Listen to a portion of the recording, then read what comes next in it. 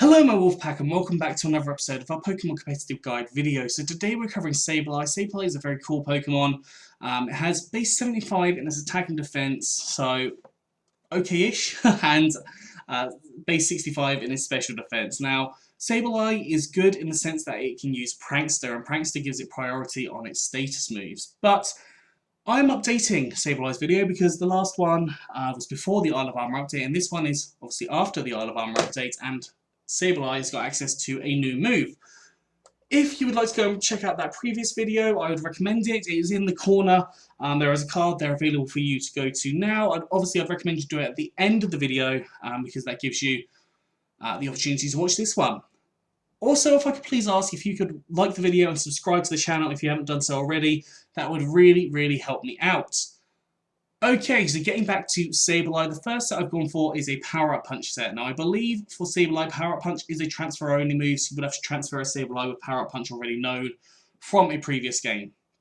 But I've gone for Power-Up Punch and Assault Vest. I really like this combination. It allows for you to raise up your attack stat. Obviously, base 75 attack does need a little bit of an improvement to be able to do more damage, but having that Power-Up Punch to increase up your attack stat can work very nicely. You've got Assault Vest. Increases up your special defense by 1.5 times, meaning you should be able to live a couple more hits.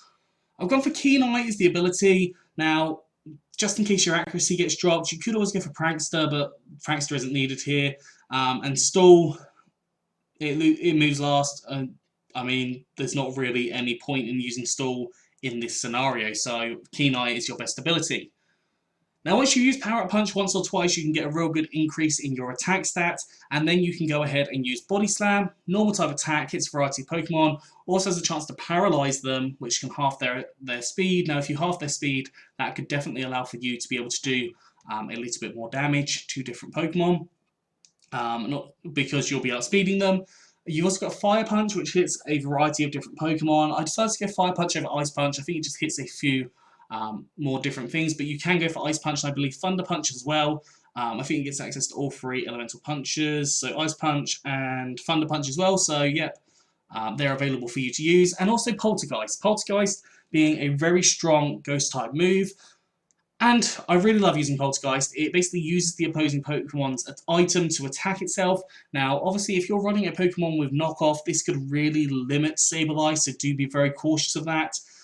I personally would recommend running just Poltergeist or Knockoff, or Knockoff and Corrosive Gas can be running like the same team, but then have Poltergeist on a different team. Because if you get stuck in that scenario where you're limited, Poltergeist is typically going to be your best move for Sableye here, so definitely think about that when you're building your team. EVs, you've got max HP and max attack with an adamant nature, so more attack, less special attack, and 4 EVs in special defense. Obviously, your special defense is going to be raised up a little bit anyway, so that allows for you to live a few more hits, and the HP as well, which allows you to live. Moving on to our second set, I've gone for a leftovers set, and we have Prankster on here. Now, Prankster allows for 2 of your moves on this set to be priority. We've got Toxic, which can obviously Toxic to different Pokemon, racks up damage on them, and it can also limit set up sweepers pretty nicely. Either they won't be able to set up enough, so they will not be able to take you out because they don't have enough power, or they will set up fully and then they'll be on a limited timer, so they just won't be able to do take out all your team. Then move-wise, I've gone for Drain Punch. Drain Punch is a good fighting type attack. It hits a lot of different things, including things like normal types, which could be a bit of a problem for you because of your ghost type heritage. But Drain Punch allows you to get a little bit of health back as well, which obviously you're going to take a few hits with this. And if you can get the damage at the same time as the Drain Punch, that could work nicely for you.